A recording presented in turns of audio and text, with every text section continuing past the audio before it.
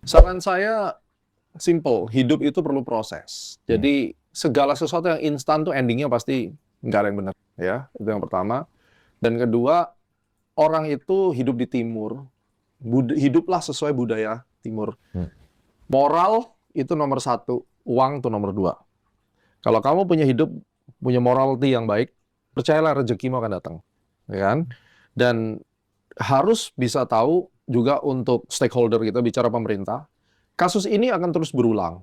Jadi kalau government-nya sendiri tidak memberikan protection, regulasi yang benar, ya pasti akan berulang.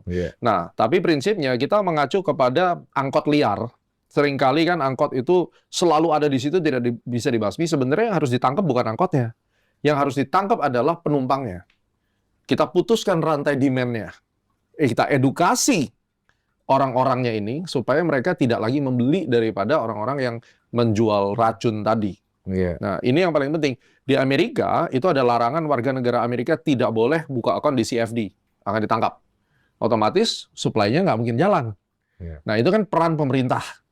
Peran daripada influencer, Anda harus tahu bahwa apabila Anda memiliki kapasitas sebagai influencer, dipercaya orang, itu marwah.